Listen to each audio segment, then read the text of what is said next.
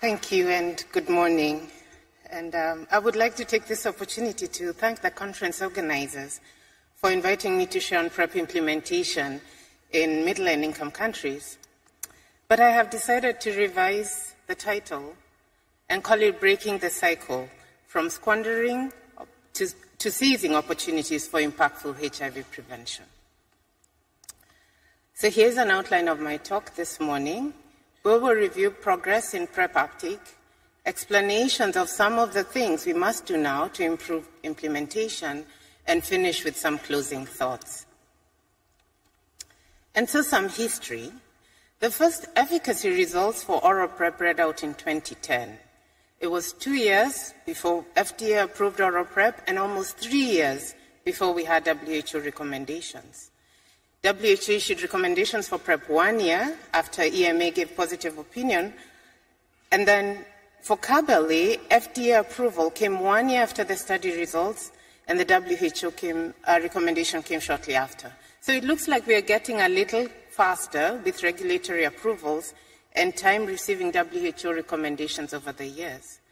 Yesterday, we listened to efficacy results from lenacapavir, and we're looking closely and waiting eagerly to see how long it will take before we can get regulatory approval and recommendations by WHO. So about our PrEP uptake. As at the end of Q1 this year, there has been a cumulative 6.7 million new PrEP initiations globally. Of the 6.7 million, 3 million have initiated in the last year. And almost all of these initiations are oral PrEP initiations. We have very few on PrEP ring, and almost all the 12,000 CAB-LA initiations are in the US. I remind us that the UNAIDS target is 10 million initiations by 2025, and it doesn't look like we're on track to meet this target. So is 6.7 million initiations impressive? Should we be impressed with ourselves? Between 2012, when oral PrEP was approved by FDA to date, there have been an estimated 17 million new HIV infections, 17 million. And yet we have had a potent HIV prevention intervention that could have averted some of these infections if it was scaled up effectively. I think to curb new HIV infections, we need upwards of 10 million people on PrEP, perhaps even 100 million. But 6.7 million is dismal, and we should be embarrassed. I'd like to share these charts with you. The chart on the left shows new HIV infections in 2022 by region, and this data from the UNAIDS 2023 report, I don't think they're that different from the recently released report. And the chart on the right shows the cumulative number of new PrEP initiations through Q1 of 2024, what we have just talked about. And so here, you see that East and Southern Africa and Western and Central Africa, in red boxes, contribute to the vast majority of new infections, but also has the highest number of PrEP initiations. So perhaps PrEP is going to where it is needed most, even though it is not sufficient, since the new infections are still so high. But here are some gaps. Regions such as Asia and the Pacific and Eastern Europe and Central Asia combined contribute to about 35% of new HIV infections, and yet PrEP initiations are so low, at less than 5% of all initiations. So we cannot say that we are doing well until we are doing well everywhere. Key populations also have huge gaps in prevention coverage. This chart depicts data from select countries with available data in Asia and the Pacific. And this is just HIV prevention coverage. PrEP coverage, specifically among key populations, is typically very low, less than 5%. It will not complete a row of dots on these charts. And so we are not following the epidemic. Key populations need PrEP, and we are not getting it to them. And it is not just LMICs with gaps. PrEP fails to reach people who need it most in high-income countries. HIV incidence in the US is highest among Black and Hispanic populations, but PrEP use among these populations is lowest. A recent analysis of pharmacy data by Patrick Sullivan demonstrates PrEP inequities. In this figure, the length of the arrows represents the extent of the inequities compared to equitable use. See how long the arrows are for Black and Hispanic populations, and also for women. So addressing these inequities among specific populations in high-income countries is paramount. And so what are the excuses we make for slow progress and gaps in implementation? We say there are problems with daily dosing and side effects with oral PrEP, and it's not easy to conceal, and the bottle rattles, and so users are likely to experience stigma and judgment when they're found to be using.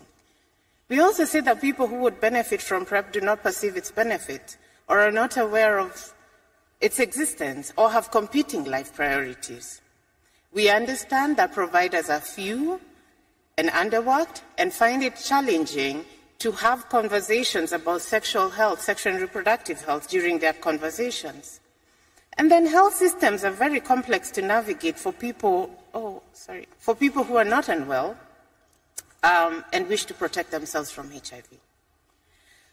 So the net consequence of all of this is that we have low PrEP uptake, and we have early discontinuations for those who start, and this makes PrEP programs look like they're failing or are not doing well. But how much have we invested to get programs to succeed? So I think, what should we do to address some of these gaps? One, I think, let us introduce PrEP choice. We know that availability of choice puts the user in control. Making active choices from available options helps users have greater ownership and satisfaction of a decision and makes them more likely to follow through with their decision. A WHO systematic review reported increased persistence and an increase in contraceptive prevalence rate with each additional contraceptive method. And we are beginning to see a similar story in HIV prevention. At the SEARCH trial results presented at CROI early this year, we were informed of an increase in HIV prevention coverage from 28 to 70% when PrEP was introduced into the existing mix of PrEP and PEP. So PrEP is becoming a reality, but it is happening really slowly.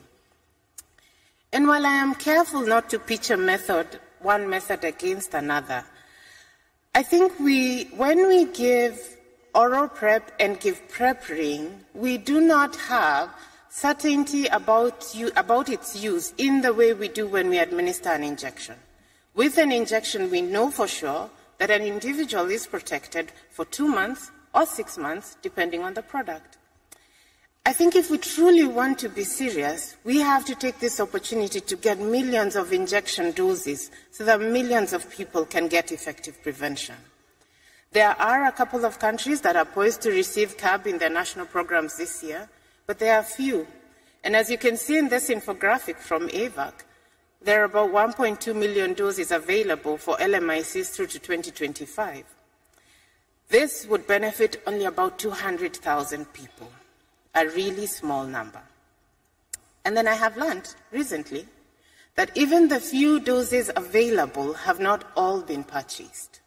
So what incentive then will manufacturers have to produce more doses if the little that's available has not been purchased?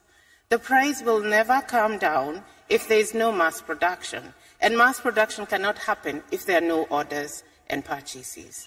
So I think this is one cycle that we really must break out of, and I would ask donors to take the risk and purchase existing CAB doses. And then governments take the risk and create demand for CAB.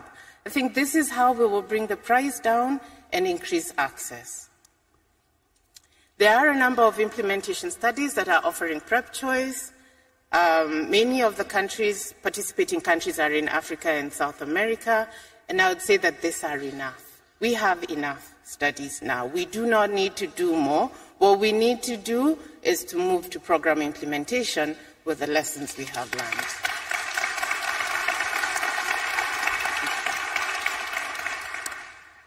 And then we now have learned results out. Let us seize this opportunity to set a new standard and make it available to all who need it fast. Gilead, really, you have been called out many times, expedite submissions to regulatory bodies, who should then be swift to review. And then donors, please start having pricing negotiations now and volume guarantee discussions now to ensure a sustainable supply before generics come to market. WHO should set up systems to ensure recommendations are released as early as possible. And then countries should be thinking about introduction plans. Each country does not have to do its own introduction study. We should instead have a few coordinated non-research pilots with thousands of PrEP users across many countries that will provide relevant information for LEN introduction and for other new products. So besides having several options that users can pick from, PrEP services need to be simplified, and WHO has called for decentralization, demedicalization, and innovation as we offer PrEP. And this simplified, innovative delivery has taken many forms, including delivery in public, private, community places, by peers, and taking advantage of technology. In Vietnam, for example, PATH runs a PrEP program that serves transgender women. They have a one-stop shop delivery approach that offers STI, mental health, and primary health services. When they introduced gender-affirming services to their programs, there was an increase in the number of individuals who came to get PrEP. And as you can see here, their monthly refills have been consistently high among transgender women receiving services at these sites. In South Africa, the team at Wits RHI has implemented numerous activities to reduce burden among adolescent girls and young women. PrEP information is delivered through various channels, and services have been brought to the community at mobile clinics, at chief homesteads, and at community pharmacies. And it is not just PrEP but they also provide self-care packages that resonate with and are important to the young women. In Brazil, use of technology to reach young and vulnerable MSM who are lagging behind in PrEP access has been instrumental. Projects have taken advantage of social media and geosocial networking apps to reach this population and keep them engaged. One project reported great refill rates over a year of follow-up for young and vulnerable MSM who had been engaged through technology. So I think making PrEP easy and fun by innovating access points, innovating how to engage with populations that would benefit most, and by meeting their other needs, which may sometimes be more important than their needs for HIV prevention, may be the way to succeed at PrEP implementation. We need to employ approaches that are welcoming, that allow clients to keep coming back again and again, and try and do prevention again, even if they did not succeed at their first attempt. But we do have some missed opportunities we need to address. Pregnancy and breastfeeding constitutes periods of increased likelihood of getting HIV, and incident maternal HIV infections at this time results in increased probabilities of transmission to their unborn babies. In 2022, 1 in 5 HIV infections were due to new maternal infections during pregnancy and breastfeeding. We cannot succeed at eliminating maternal to child transmission if we do not intensify PrEP delivery in this population. So shouldn't we have a PrEP or an opt-out approach for PrEP among pregnant and breastfeeding women, especially in high incidence areas? I think doing so will be preventing HIV in 2 people at once, and that seems quite cost-effective to me. The other thing is that pregnant and breastfeeding women are also left out from new methods as they get developed because they're excluded from clinical trials. The research fraternity should now find ways for safe and ethical inclusion of these populations in clinical trials, and we have seen movement in this direction from the PURPOSE trials that included them, and we applaud them for that. So including pregnant and breastfeeding women in clinical trials should now be the norm rather than the exception, and we now have no excuse that since WHO did launch guidelines to guide how to have pregnant women participate in clinical trials yesterday.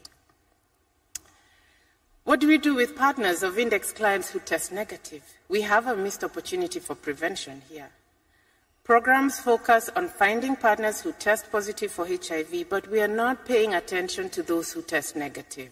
And yet there are a population that would benefit from PrEP.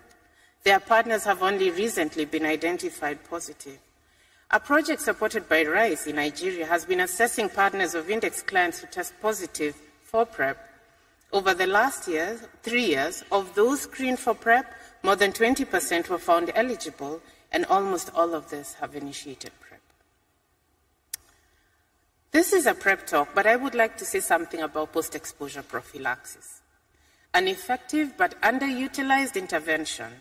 HIV prevention programs have positioned PEP as the product to use when you have failed, when you have not been that perfect individual who plans for sex and therefore took PrEP in advance, an individual who was described by Jane Marazzo yesterday. PEP access is difficult.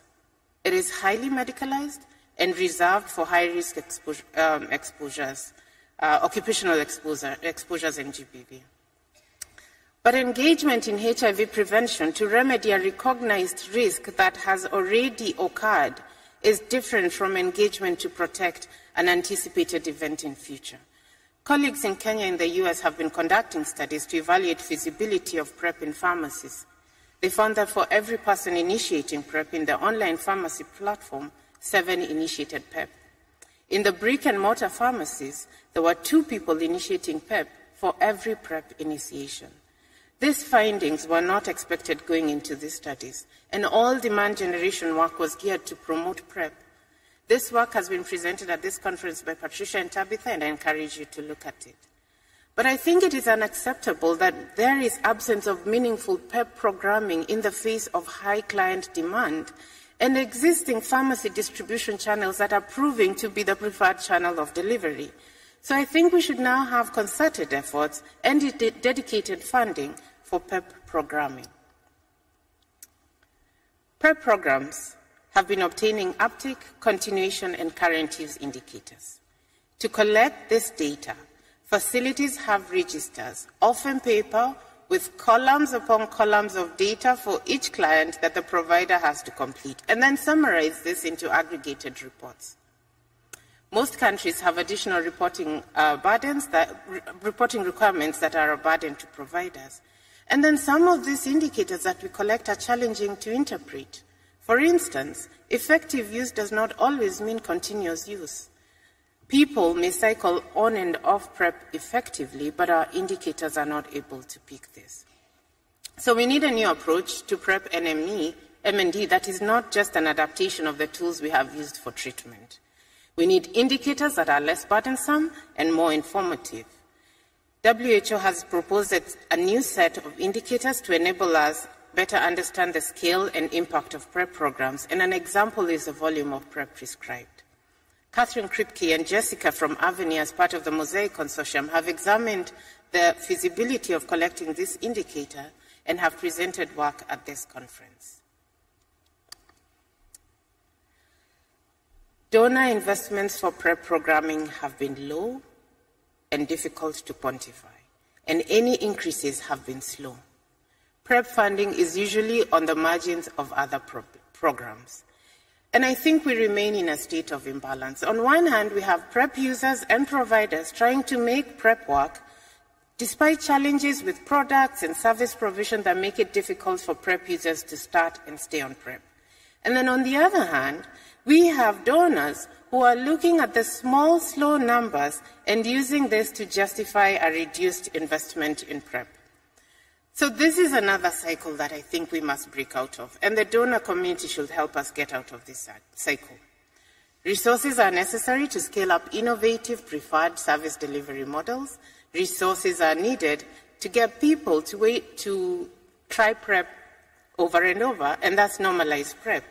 We cannot just sit and wait for new products because people need prevention now. So to you, the donor community and governments, I think you need to wholeheartedly commit to bringing HIV infection to an end by seriously investing in HIV prevention. We know you can commit, and often when you commit, the impact is great. So we are waiting for you and counting on you to step up. And so in summary, Not doing HIV prevention well is a luxury we cannot afford. Our current PrEP programs are certainly not sufficient, as new HIV infections have stagnated. Each new infection means care and treatment for that individual for life, and this is not inexpensive. It has been repeated many times, and it remains true, that we cannot treat ourselves out of this epidemic. Primary prevention, including PrEP and PEP, are needed. Second, we have examples of client-centered delivery models that are preferred and well received by PrEP users. However, many of these are done on a small scale. For impactful HIV prevention, we need accelerated scale-up of these proven models, and while doing so, address inequities in delivery and address missed opportunities. We must streamline introduction of new products and remove obstacles to scale. Let us conduct few large adaptive introduction studies that facilitate fast and broad adoption of innovation and include adolescents and pregnant and breastfeeding women. Manufacturers prepare for product introduction while studies are ongoing. Donors have pricing and volume discussions early. Regulators and policymakers do expedited reviews of new products. 2 years is too long to wait for regulatory approval of effective HIV prevention products, as has been the case in Kenya, my country. Communities should make realistic demands and hold all of us to account as we come together for a common purpose of streamlining new product introduction. So we all have a role to play. All of us here do have a role to play and a choice to make. I think we have been thinking small and have gone slow over the past 12 years. Today at this conference, let us decide to do things different so that we are not here 12 years later talking about the challenges and burden of HIV disease, but rather celebrating the great strides we have made in HIV prevention.